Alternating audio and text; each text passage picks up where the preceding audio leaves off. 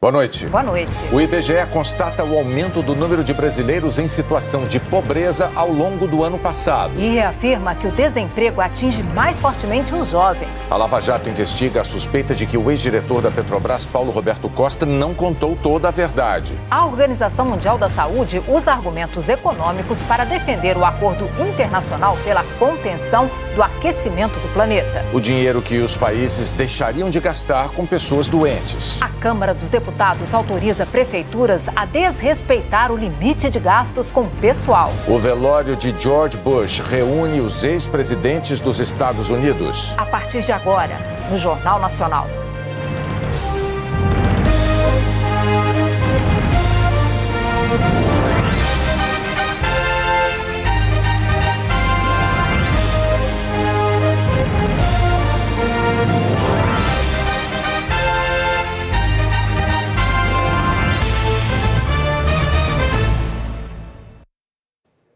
O IBGE identificou uma consequência triste da crise econômica de que o Brasil tenta se livrar há 4 anos. Em 2017, aumentou o número de cidadãos em situação de pobreza e de extrema pobreza. Elas acordam todos os dias às 4 da manhã para chegar ao trabalho. Sandra e Cida já foram domésticas, mas com a crise perderam os empregos. Agora, o sustento vem do que a sociedade não quer mais. Sandra cuida sozinha de 4 filhos com o que ganha na cooperativa de reciclagem. R$310. Pensa bem. Cida também tem filhos pequenos, 3. Para tu tirar um dinheiro bom, tem que ralar muito, tem que pedir muito a Deus para vir um material bom. As vidas da Sandra, da Cida e de milhões de brasileiros de todas as regiões do país estão, de alguma forma, registradas aqui nestas 150 páginas. O IBGE pesquisou mercado de trabalho, educação, moradia, distribuição de renda para fazer uma espécie de fotografia da qualidade de vida dos brasileiros e confirmou o que a gente já vê por aí no dia a dia.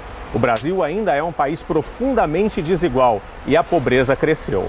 No cálculo, o IBGE utiliza a linha proposta pelo Banco Mundial, que considera pobre quem tem rendimento de até $5,50 por dia. No ano passado, R$ 406 por mês. Entre 2016 e 2017, a proporção de pessoas pobres no Brasil subiu de 25,7% para 26,5% da população, um aumento de 2 milhões. Agora são quase 55 milhões de brasileiros passando por todo tipo de privação. Quando a gente concentra o olhar nas regiões, fica claro que o Sul tem o menor índice, mas as regiões Norte e Nordeste tem mais de 40% da população vivendo com no máximo R$ 406 por mês. No Piauí, Dona Francisca mora numa casa com mais 4 parentes. O sonho dela é tão simples, ter um banheiro. Os meninos vão pro mato, né? E eu compro aquelas sacolinhas de lixo, aí faço, é o jeito. Que eu tivesse condição, eu já tinha meu banheiro completo.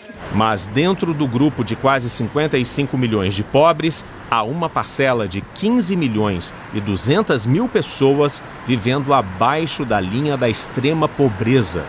A renda é inferior a $1,90 por dia. Em 2017, o equivalente a R$ 140 por mês. De um ano para o outro, o índice passou de 6,6% para 7,4% da população.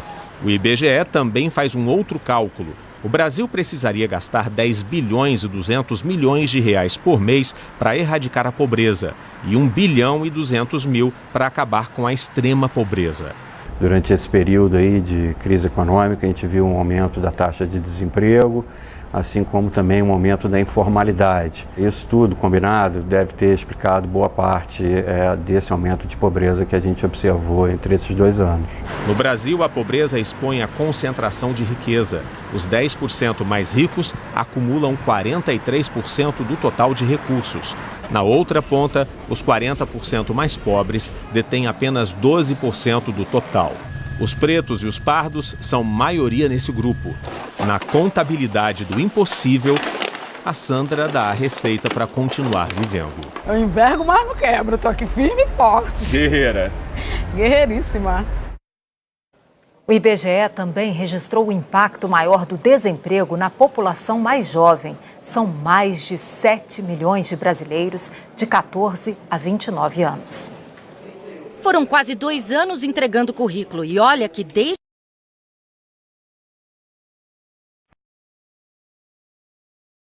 o IBGE ficou em 22,6%, ou seja, de cada 10 jovens hoje no país, praticamente 2 estão sem emprego. Jovens de norte a sul do Brasil que enfrentam a mesma dificuldade. Empregadores, dê oportunidade para os jovens. A gente está aí disposto a aprender, disposto a trabalhar. Estou em busca de uma oportunidade profissional há cerca de 3 anos.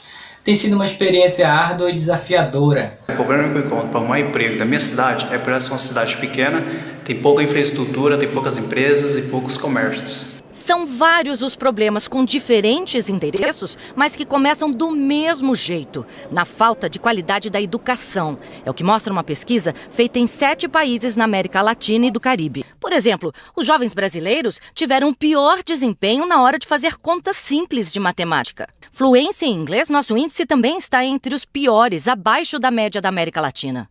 A pesquisa mostra ainda que o Brasil tem a menor taxa de jovens que saem do ensino médio e que pretendem fazer o ensino superior. É um dilema encontrar trabalho para pagar os estudos na faculdade, mas para conseguir a vaga tem que ter graduação. Há mais ou menos 4 anos estou em busca de emprego. Sonho em cursar faculdade de advocacia, mas infelizmente, por falta de oportunidade de emprego e por condições financeiras, eu ainda não pude realizar o meu sonho. Pense em fazer faculdade de psicologia ou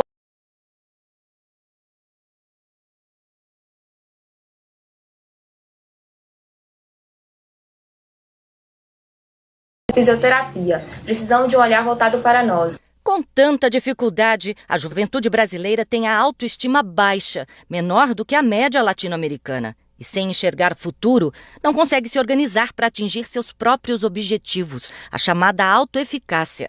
O otimismo e a determinação fizeram a diferença para Esther. Ela procurou um curso de capacitação de graça e conseguiu uma vaga de aprendiz. Na verdade, não dá para parar, né? Porque a cada momento o Brasil está se desenvolvendo mais e se você não está capacitado para poder entrar no mercado de trabalho, você acaba ficando para trás. Um incentivo importante começa a surgir por parte das empregadoras, diz quem ajuda a qualificar jovens para o mercado de trabalho. As empresas estão percebendo cada vez mais, e a gente mede isso pelo número de empresas que adotam programas para a absorção de jovens, isso vem aumentando. A empresa está percebendo que sem jovem ela não tem continuidade, ela morre. Os vencedores da 29ª edição do Prêmio Jovem Cientista receberam homenagens hoje numa cerimônia no Palácio do Planalto. Esse ano, o tema foi Conservação da Natureza e Transformação Social. Na categoria Estudante do Ensino Médio, Juliana Davolio Stradiotto, do Instituto Federal de Educação do Rio Grande do Sul, venceu com um projeto de plástico biodegradável com base na casca do maracujá. Na categoria Ensino Superior, ganhou Célio Henrique Rocha Moura, da Universidade Federal de Pernambuco. Ele pesquisou a importância da mata de 2 irmãos e do engenho Uchoa na rotina de diferentes grupos sociais do Recife.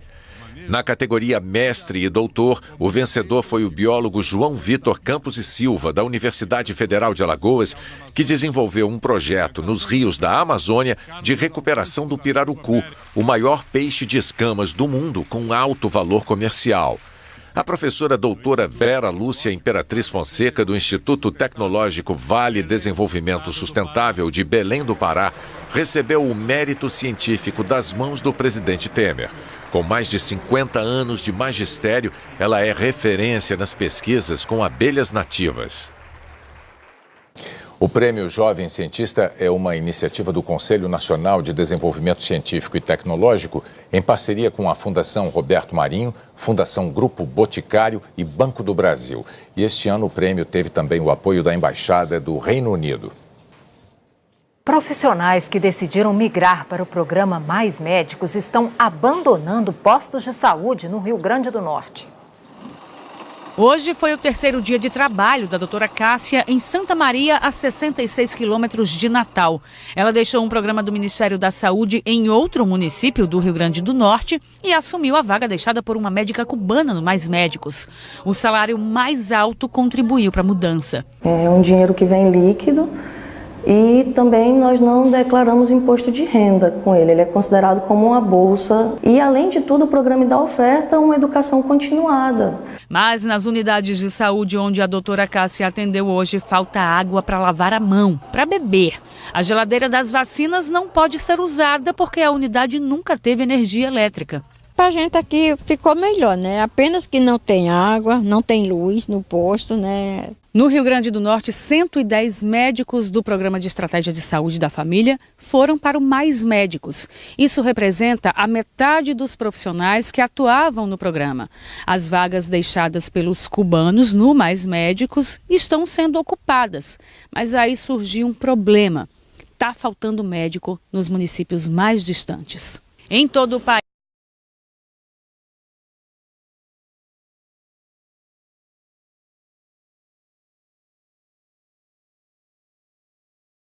segundo o Conselho de Secretários Municipais de Saúde, 2.844 médicos trocaram programas básicos de saúde pelo Mais Médicos. Na zona rural de Janduís, a 300 quilômetros de Natal, o posto de saúde está sem médico há 10 dias depois da saída do profissional para o Mais Médicos. Quando o médico não vem para cá, a gente tem que pagar o transporte para ir para a cidade, né?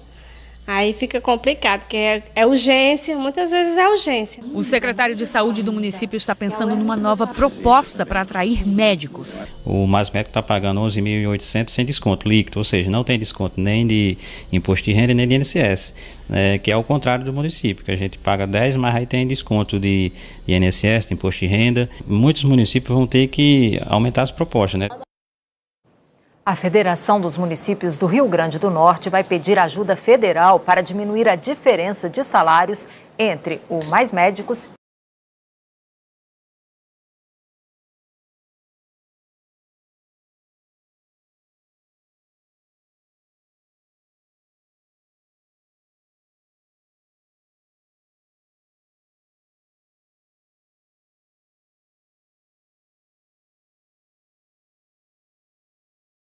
e outros programas. O Ministério da Saúde declarou que o profissional que já atua na atenção básica só pode migrar para o Mais Médicos se for para um município ainda mais carente do que aquele em que atua. A Prefeitura de Santa Maria declarou que vai pedir o fornecimento de água e luz para a unidade de saúde assim que terminar de pagar a dívida que herdou da gestão anterior. Hoje é o Dia Mundial do Voluntariado. E segundo o IBGE, o número de brasileiros dispostos a dedicar tempo a outras pessoas só faz crescer. Palavra por palavra, a imaginação vai decolando. Um coelhinho, um rato. 3 vezes por mês, o grupo de bancários vem a essa creche municipal de São Paulo atiçar a curiosidade pela leitura. Minutos preciosos de atenção exclusiva ou de histórias horripilantes. O tubarão tinha dentes pontudos. Será que ele vai comer? O que o tubarão vai fazer? E você gostou da história do tubarão? Uhum, eu gostei também. Sim. O que você achou do tubarão? Tá tudo limpo. E como é que é a boca do tubarão? É fazer... O tubarão comeu caranguejo e comeu o polvo. Comeu o polvo também? E como é que ficou a barriga dele? Ficou bem grandona. Foi depois de um trauma, a morte da mulher, que Fernando despertou para o trabalho voluntário. Não é pena, na verdade é aquela vontade de ajudar e experimentar essa sensação e sair do mundo da zona de conforto. Uma outra necessidade empurrou a analista de sistemas Catarina para essa segunda jornada, não remunerada.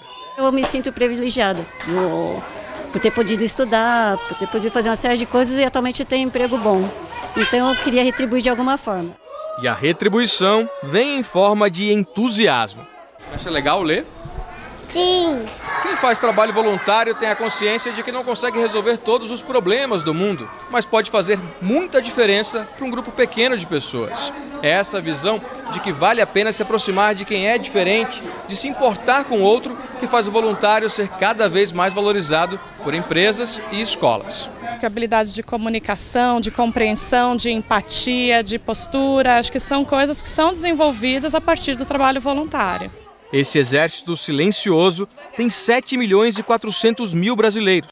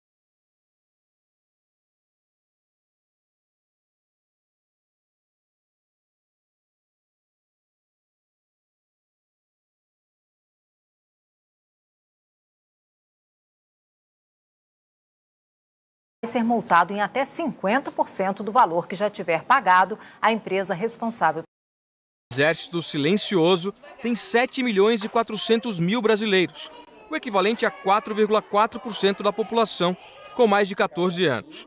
Em 2017, o número de voluntários aumentou quase 13% em relação ao ano anterior. A participação entre as mulheres é maior do que entre homens. Camila e Júlia estudam numa escola particular, que incentiva o voluntariado desde o primeiro ano.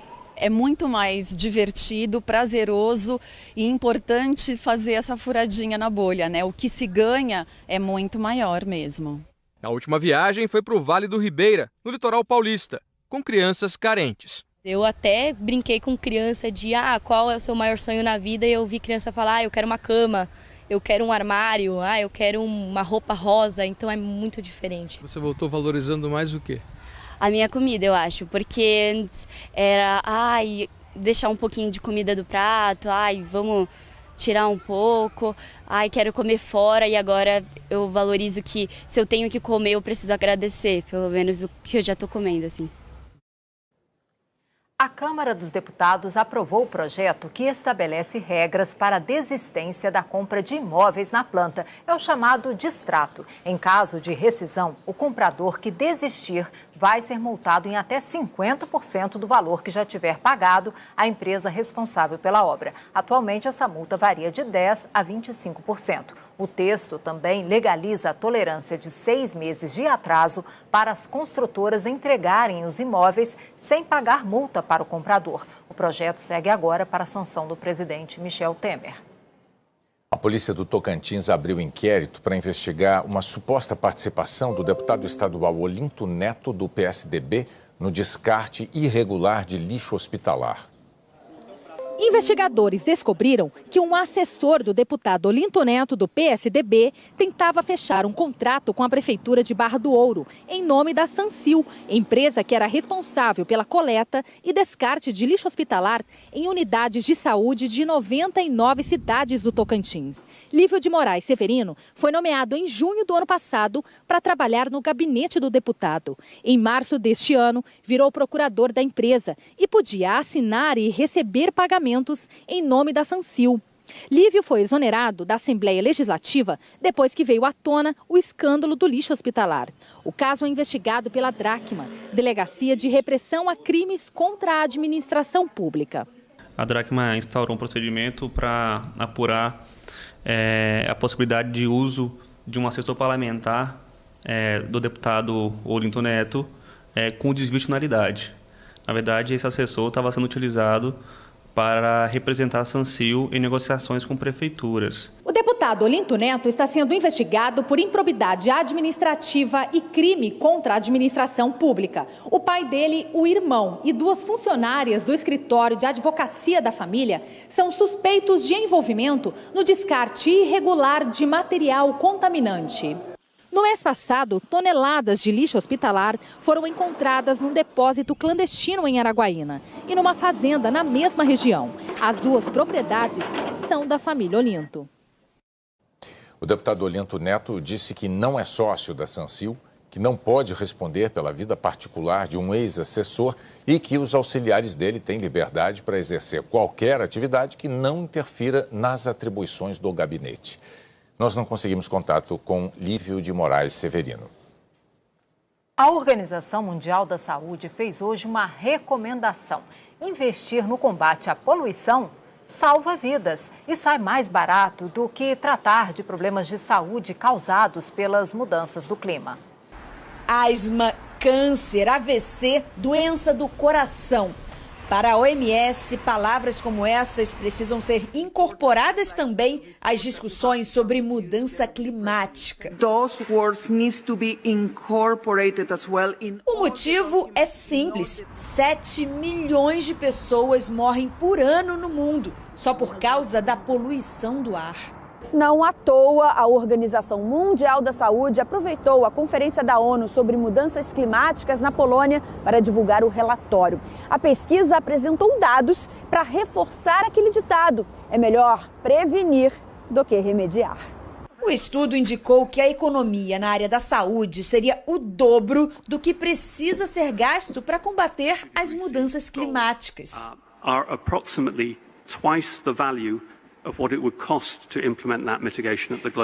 O custo-benefício seria ainda maior nos 15 países que mais poluem no mundo. Entre eles, a China, os Estados Unidos, a Índia e o Brasil. Frear o uso de combustíveis fósseis, como carvão e petróleo, não só diminuiria o aquecimento global, como reduziria a poluição. Além disso, as mudanças climáticas, com ondas de calor, tempestades, inundações, secas, incêndios florestais, prejudicam a qualidade do ar e da água, as colheitas e aumentam a propagação de doenças infecciosas. A mensagem é forte. Quanto mais vocês adiarem as providências, mais responsáveis vão ser por milhões de mortes que ocorrem a cada ano. Os pesquisadores insistem que investir no combate às mudanças climáticas não pode ser visto como um custo, e sim uma oportunidade. Assunto para Maria Júlia Coutinho, ao vivo em São Paulo. Qual é a previsão do tempo para amanhã, Maju? Boa noite. Oi, Bonner. Boa noite para você, para a Juliane e para todos. Bonner, é o seguinte, tem o Brasil dos secos e dos molhados. As imagens de satélite mostram que a área molhada continua concentrada aqui entre parte do centro-oeste, norte e nordeste, onde ontem eu disse que a chuva poderia arrebentar a boca do balão e ela chegou com tudo mesmo. Em Itabuna, lá no sul da Bahia, 18 pessoas precisaram ser desalojadas por causa de deslizamentos de terra. A correnteza arrancou uma planta aquática, que é essa planta aquática que a gente vai ver, que se acumulou ao longo do rio Cachoeira. Itabuna fica perto de Ilhéus, né, onde tem produção de cacau, e quando chove muito e forte na Bahia, o povo costuma dizer lá que o cacau está caindo. Então, os baianos podem se preparar, porque ainda tem muito cacau para cair amanhã. A chuva forte deve atingir grande parte do estado, também áreas do Piauí, do Maranhão, Pará, Rondônia, parte do Amazonas e áreas de Mato Grosso, Goiás, Minas, também estão na mira dos temporais mais intensos. Muita água deve rolar mesmo em São Luís, em Teresina e em Palmas. Em Porto Velho, Brasília e Belo Horizonte, o destaque é a força da chuva. No Rio de Janeiro faz sol pela manhã, a temperatura diminui em relação a hoje, mas ainda fica quente, Bonner, 30 de máxima por aí, e pode chover aí no Rio a partir da tarde. Tá, e onde é que vai ter tempo seco amanhã, Maju? Tempo seco, nada de chuva no norte de Roraima, em parte de Pernambuco, num pedação aqui de Alagoas e de Sergipe, e também do estado de São Paulo, incluindo a capital paulista, com 27 graus de máxima, 32 no Recife, 34 em Maceió e em Boa Vista.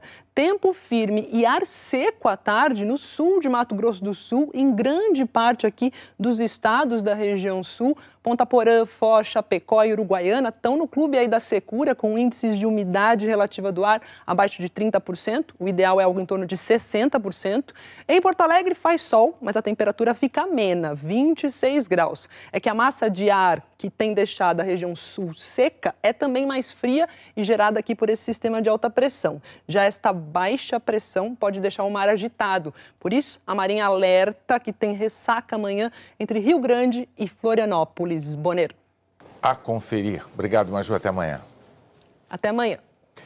A seguir, deputados autorizam prefeitos a desrespeitar a lei de responsabilidade fiscal. Um dos primeiros delatores da Lava Jato é suspeito de não ter contado toda a verdade.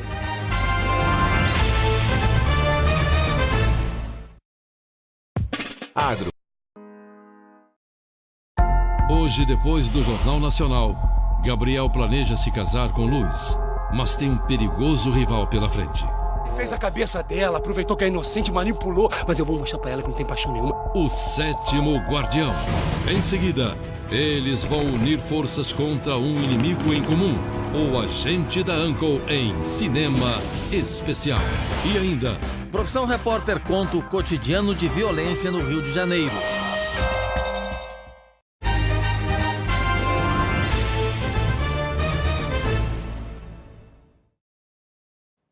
A nova fase da Operação Lava Jato teve como alvo transações comerciais da Petrobras no exterior. Policiais prenderam preventivamente 6 pessoas no Rio de Janeiro. Outros 4 investigados estão no exterior. 3 foram incluídos na lista de procurados da Interpol. Já o ex-gerente de marketing e comercialização da Petrobras, Carlos Roberto Barbosa, está no hospital. Ele é suspeito de ter chefiado esse esquema na estatal. A investigação nesta fase é diferente. Não envolve obras ou licitações. Segundo a Polícia Federal, a propina era acertada principalmente por e-mails e negociada na compra e venda de derivados de petróleo com companhias estrangeiras. A Lava Jato afirma que no esquema a Petrobras sempre saía perdendo. Algumas vezes vendia mais barato do que deveria e em outras comprava mais caro. E era dessa diferença que vinha a propina para os envolvidos. Entre as empresas investigadas estão gigantes do setor no exterior, Vitol, Trafigura e Glencore. A suspeita é que tenham sido pagos pelo menos 31 milhões de dólares de propina entre 2009 e 2014. Existem evidências de que esse esquema, já demonstrado que ocorreu até 2014, pelo menos, pode ainda estar acontecendo nos dias atuais. Segundo a Lava Jato, os desvios aconteciam numa gerência subordinada à diretoria de Paulo Roberto Costa. Os investigadores querem saber por que ele não falou sobre estes crimes na delação. O caso vai ser apurado e ele pode perder benefícios. Se tivermos indícios de omissões dolosas, terá que ser, talvez, efetuar alguma medida contra ele, ouvido novamente, enfim. Atualmente, Paulo Roberto Costa cumpre pena em regime aberto, sem uso de tornozeleira eletrônica. A Trafigura e a Glencore não quiseram comentar. A Vitol afirmou que a empresa tem uma política de tolerância zero contra suborno e corrupção e sempre coopera com as autoridades nos países em que atua. A Petrobras reafirmou a tolerância zero em relação à fraude e à corrupção. Demitiu hoje, por justa causa, os empregados investigados e anunciou que vai revisar o grau de risco de integridade das empresas com as quais faz negócios. A defesa de Paulo Roberto Costa não respondeu às nossas ligações e nós não conseguimos contato com a defesa de Carlos Roberto Barbosa. O Supremo Tribunal Federal arquivou um inquérito que investigava o banqueiro André Esteves, do BTG Pactual. No ano passado, o inquérito que tramitava na Justiça Federal de Brasília foi desmembrado do processo em que políticos do MDB são investigados por suspeita de organização criminosa. A defesa alegava que não havia provas. A maioria dos ministros do Supremo seguiu o voto do ministro Marco Aurélio pelo arquivamento, porque o caso completou um ano sem providências ou denúncia. A defesa de André Esteves declarou que os fatos já tinham sido apurados anteriormente e que o Ministério Público não havia encontrado nenhum indício contra ele. A Câmara dos Deputados aprovou mudanças na Lei de Responsabilidade Fiscal que, na prática, liberam prefeitos para ultrapassar o limite de gastos com pessoal. Deputados justificaram o apoio à mudança na Lei de Responsabilidade Fiscal por causa da crise econômica. Ela tem repercussões financeiras graves, que o PIB brasileiro perdeu força, que a economia não conseguiu se reerguer e que isso tem repercussões financeiras na estrutura dos estados, do Estado Federal, da União, mas também dos entes federativos, tanto estados quanto municípios. Há municípios que têm perdas grandes. Mas houve críticas à brecha. Quando se abre uma exceção para variações de receitas possam flexibilizar as punições, nós estamos abrindo aqui uma porteira para qualquer desculpa de impacto de receita que tem os municípios seja mais uma vez flexibilizado as sanções. Não faz qualquer sentido flexibilizar isso. Acho que essa lei é uma lei dura, mas que é uma lei que conseguiu enquadrar os municípios, não levar os municípios a quebrar uma quebradeira geral. A lei de responsabilidade fiscal, ela é boa, é uma lei excelente, é uma lei que segura, volto a dizer, os municípios nos eixos, e nós continuarmos fazendo esse tipo de alterações, esse tipo de flexibilização, nós podemos estar condenando os municípios a não conseguirem pagar suas contas no final do mês. O projeto aprovado livra de punições prefeitos e gestores de municípios que estourarem o limite de gastos com o pessoal se tiverem queda nas receitas superior a 10%. Hoje, pela Lei de Responsabilidade Fiscal, o limite para essa despesa é de 60% das receitas, menos os repasses obrigatórios por lei. Até agora, a prefeitura que não cumpre esse limite tem que se adequar ao teto nos 8 meses seguintes ou pode sofrer sanções, como, por exemplo, não receber repasses da União. O PSL, partido do presidente eleito Jair Bolsonaro, e o PSDB votaram contra a mudança na Lei de Responsabilidade Fiscal para os municípios. O MDB, do presidente Michel Temer, e o PRB liberaram as bancadas. Os outros 16 partidos votaram a favor da flexibilização. Foram 300 votos a favor, 46 contra e 5 abstenções. O projeto segue agora para a sanção do presidente Temer. Este economista critica o perdão das sanções. Diz que afrouxar as regras é ruim para a economia e mais uma transferência de compromisso dos municípios para o governo federal. Isso não é boa conduta de responsabilidade fiscal que o Brasil precisa ter. Isso é ruim para a economia.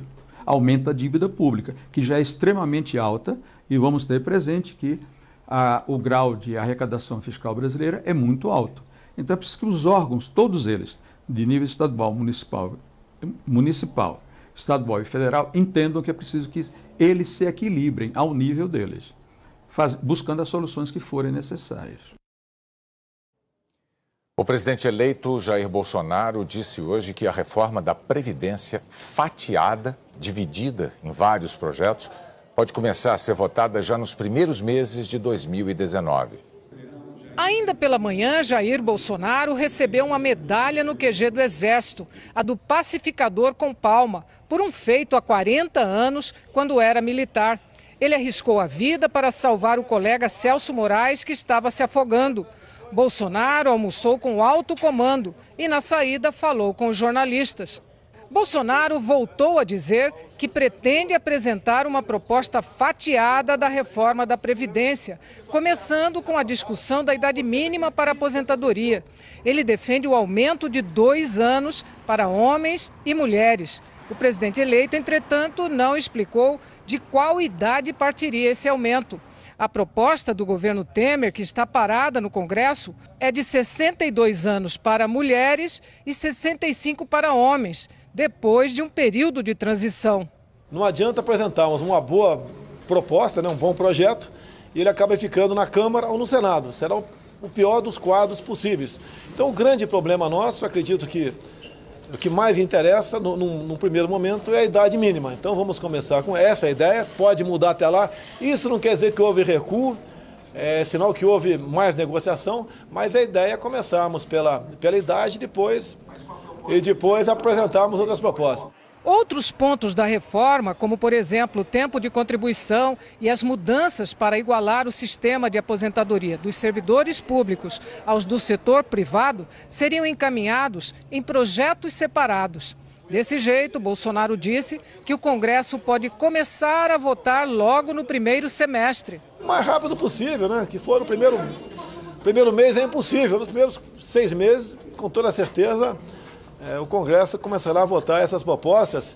Este cientista político diz que o fatiamento da reforma da Previdência tem efeito no primeiro momento, mas não resolve o problema. Do ponto de vista positivo, uma reforma fatiada envolve menos resistências dentro do Congresso, porque provavelmente, se esse for o caminho a ser tomado pelo presidente Bolsonaro, o governo vai escolher levar um projeto que não toque em pontos polêmicos. De outro lado, como desvantagem de um projeto fatiado, é o fato de que ele não resolve todos os problemas. A própria expressão, em algum sentido, já dá a ideia de que ele ataca algumas questões, mas não resolve a figura como um todo. O Ministério da Fazenda reforça que a reforma da Previdência é fundamental para o reequilíbrio das contas públicas e também para reduzir a desigualdade social no Brasil. Um relatório da Assessoria Especial do Ministério, divulgado hoje, mostra que 41% dos benefícios pagos pela Previdência beneficiam os 20% mais ricos da sociedade, enquanto apenas 3% dos recursos vão para os mais pobres. De olho na pauta que vai precisar aprovar no Congresso, Bolsonaro continuou as conversas com os partidos. Primeiro, com o PR, que confirmou que o partido vai integrar a base do governo, mas não garantiu votos. Oficialmente na base do governo. Nós vamos discutir dentro da nossa bancada com todos os parlamentares e cada um depois terá a sua independência de votar como achar melhor. Os tucanos também vieram ao encontro de Bolsonaro. Entraram e saíram dizendo que sabem da necessidade de apoiar o governo naquilo que estiver de acordo com o programa do partido.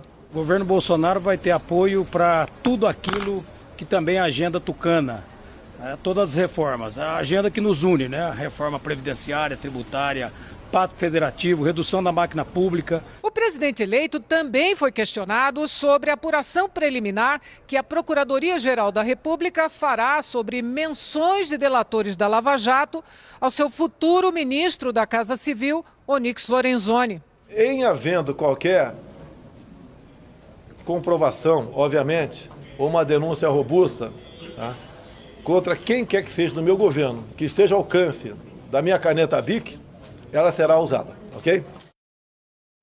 O futuro ministro Lorenzoni disse que concorda integralmente com a posição do presidente eleito sobre o afastamento de integrantes da equipe que forem alvo de denúncia robusta e que o futuro governo não foi eleito para fazer o que sempre foi feito.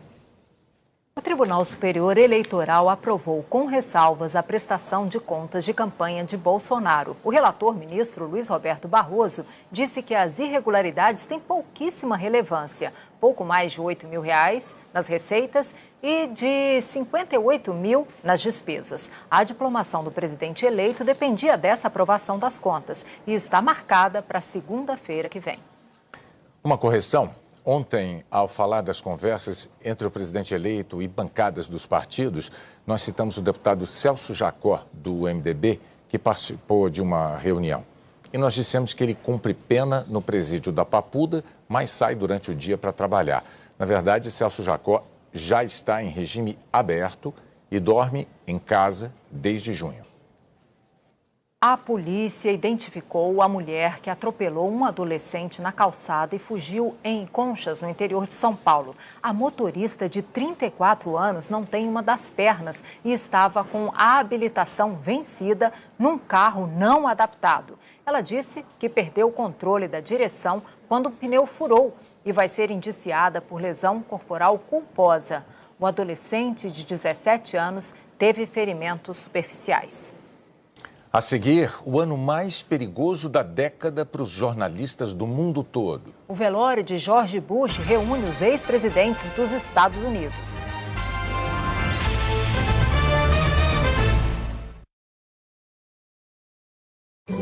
Presente de Natal sempre foi um problema aqui em casa. Eu tenho sobrinhas trigêmeas. Se uma achava que a outra ganhou presente melhor, eu passava o ano ouvindo reclamação.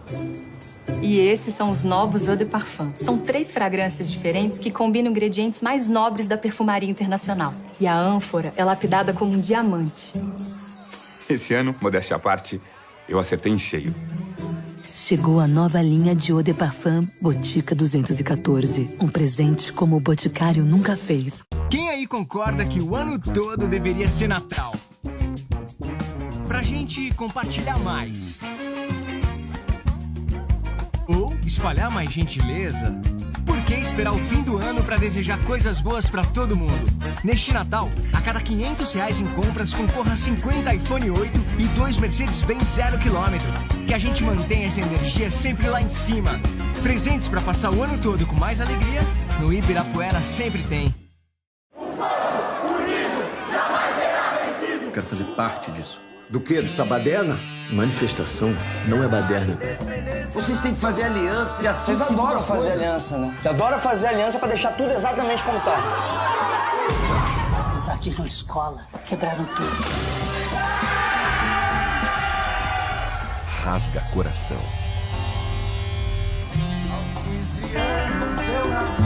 Aos 6 de dezembro nos cinemas. Estão falando que a Jussara se enforcou com o lençol. Fizeram um boato correr. Mas eu tenho certeza que a Neuza fabricou esse suicídio. Tava escuro, mas eu vi. E a Neuza também me viu. Ela sabe que eu sei o que ela fez. Eu tô com medo. Você vai ter que aguentar mais um tempo, até você sair daqui. Quieta.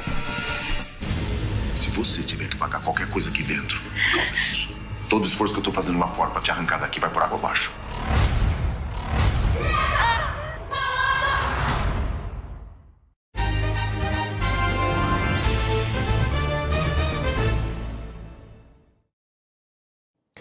Os ex-presidentes dos Estados Unidos foram todos hoje ao velório de George Bush, que morreu na semana passada aos 94 anos.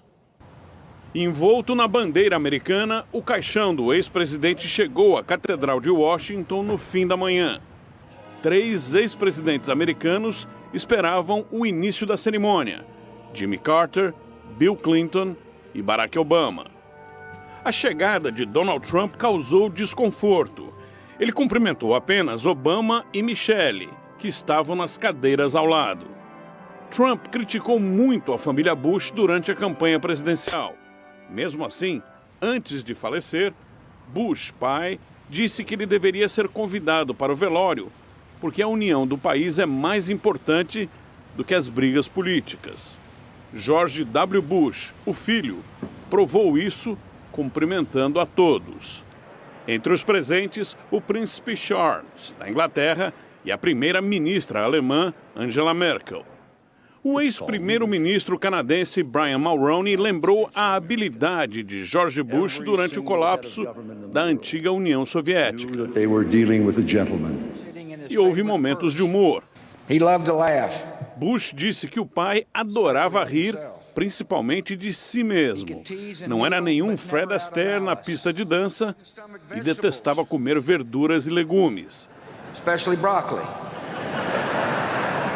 E se emocionou dizendo que o pai agora vai poder novamente ficar de mãos dadas com a esposa Bárbara, que morreu em abril. O corpo do ex-presidente foi transportado para o Texas, onde ele será enterrado amanhã. Aqui na Catedral de Washington, os problemas de Donald Trump pareceram distantes. Mas acabadas as homenagens, ele volta a enfrentar a guerra de tarifas com a China, as quedas nos mercados financeiros e a investigação sobre a influência da Rússia na última eleição presidencial. Um estudo com dados de 170 países concluiu que o ano passado foi o mais perigoso da última década para os jornalistas. Há menos de um mês, o repórter da rede de TV CNN teve o acesso à Casa Branca negado por discutir com Donald Trump. Semanas antes, o jornalista da Arábia Saudita, Jamal Khashoggi, crítico do regime do país, foi morto. Os exemplos são muitos: agressões, prisões, assassinatos. ser jornalista está mais arriscado. É o que diz o estudo da ONG britânica Article 19, em parceria com organizações humanitárias, universidades e veículos de imprensa de 172 países. Os comentários de Trump sobre fake news, como ele insulta os jornalistas, isso está sendo copiado ao redor do mundo. Políticos estão usando a mesma tática, diz o diretor executivo da ONG. Governos autoritários contribuem para as estatísticas. No ano passado, 78 jornalistas foram mortos e 326 presos, com mais da metade das prisões na Turquia, China e Egito. Segundo o estudo, o ano de 2017 foi o mais perigoso da última década para os jornalistas. No Brasil, a liberdade de imprensa também diminuiu. 27 very serious incidents. Ano passado, houve 27 incidentes sérios no Brasil, incluindo 2 homicídios e 4 tentativas de homicídio. Muitos ataques são em áreas rurais, com jornalistas locais que são mais vulneráveis e feitos por autoridades, policiais ou políticos. A ONG adianta que os dados deste ano não serão animadores e chama esse momento de crise global da liberdade de expressão. Profissionais da comunicação brasileira receberam ontem à noite em São Paulo o prêmio Caboré, é o mais importante do setor. O diretor-geral da TV Globo, Carlos Henrique Schroeder, foi o vencedor na categoria Dirigente da Indústria de Comunicação. 4 de dezembro é dia de festa para a indústria brasileira da comunicação. E ontem a festa foi dupla. Além de comemorar o Dia Mundial da Propaganda, os principais nomes do setor se reuniram para a 39ª edição do Prêmio Caboré. Criado em 1980 pelo grupo Meio e Mensagem, o prêmio é reconhecido como o mais importante da comunicação. É nos períodos de dificuldade maior que você vê as pessoas que se destacam, aquelas que realmente têm a competência de se reorganizar, se refazer e tem mais, liderar processos quando o mundo está jogando para baixo e falar, não gente, vamos para lá e vamos fazer, vamos acontecer. Foram 39 indicados em 13 categorias, que incluem profissionais, empresas, anunciantes e empresários ou dirigentes da indústria da comunicação. A escolha dos vencedores foi feita por assinantes do Meio e Mensagem via internet. E o processo de votação teve o acompanhamento de uma empresa independente de auditoria. Agora começa o momento mais importante da premiação, o anúncio dos vencedores nas 13 categorias do Prêmio Caboré. E o primeiro a ser conhecido é o de empresário ou dirigente da indústria da comunicação. O primeiro Caboré à noite vai para Carlos Henrique Schroeder. O diretor-geral da TV Globo agradeceu a escolha e falou da importância da liberdade de expressão para o trabalho de cada profissional reunido ali. Eu queria fazer um pedido para que a gente faça mais pelo mercado, especialmente nesse momento tão difícil que o país vive. Eu acho que a gente pode fazer mais. A liberdade de expressão, ela não existe se a gente não der esse apoio. Schroeder disse também que o prêmio é resultado do trabalho de uma grande equipe.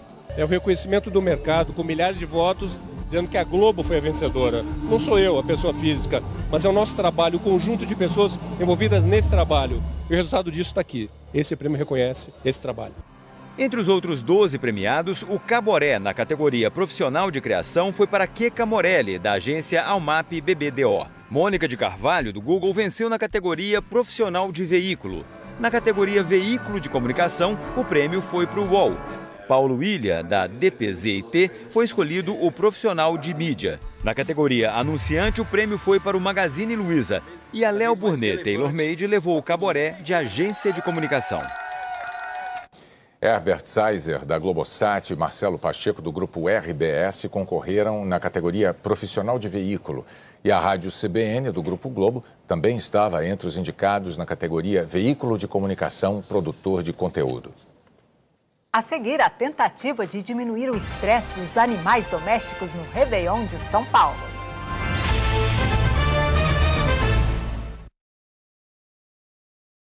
Dezembro chegou com ofertas imperdíveis para você ter o seu Hyundai HB20 Creta com taxa zero e a primeira parcela só em fevereiro de 2019. HB20 Unique 1.0 completo a partir de R$ 42.990. Creta com taxa zero ou bônus de R$ 4.000. Aproveite e participe da promoção Revisão que faz história e concorra a uma viagem ao Rally do México e vale compras de R$ 1.000. Hyundai, você merece o melhor.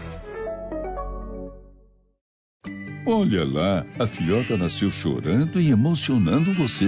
Você sabe o que isso quer dizer, né? Que ela tem jeito para atriz dramática, vai ser uma estrela e ganhar o maior prêmio de cinema no mundo? Não, amigo, não quer dizer isso, não. Quer dizer que você virou pai e é bom fazer um seguro de vida da Bradesco Seguros. Bradesco Seguros, com você sempre. Gabriel planeja se casar com Luz. Eu não sei se foi prova de amor, se foi ansiedade, mas eu não consegui ficar esperando em casa. Assim todo mundo vai ver que a gente tá namorando. Mais do que isso, noivos. Noivos e cada vez mais grudados. Mas tem um perigoso rival pela frente. Luz, ele veio aqui pra dizer que não vai desistir. E disse que se eu quiser ficar com você, eu vou ter que brigar com ele, foi isso? Ele fez a cabeça dela, aproveitou que é inocente, manipulou, mas eu vou mostrar pra ela que não tem paixão nenhuma. E Marilda se une à irmã para explorar o segredo da fonte. Existe uma passagem secreta pra fonte aqui, dentro da minha casa. Isso mesmo. Um túnel que vai dar direto lá, debaixo do teu nariz. Ou melhor, nos teus pés. E vai me dizer onde é a tal passagem. Eu não devia, mas como agora nós temos um trato... Daqui a pouco, o Sétimo Guardião.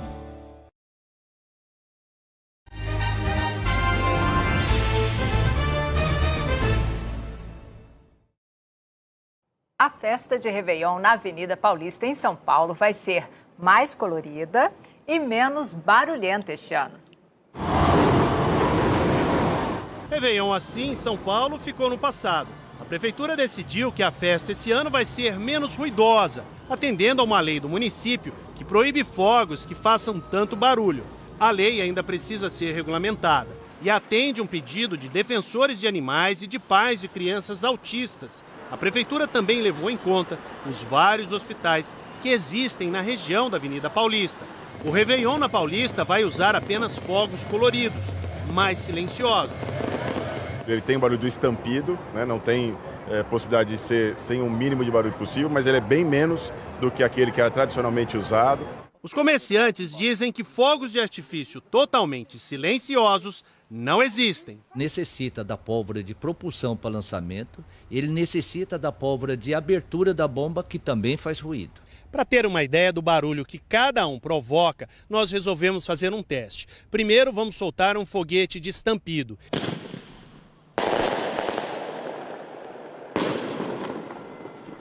Agora nós vamos soltar um foguete de cores. Como ainda não escureceu, o efeito visual será pequeno.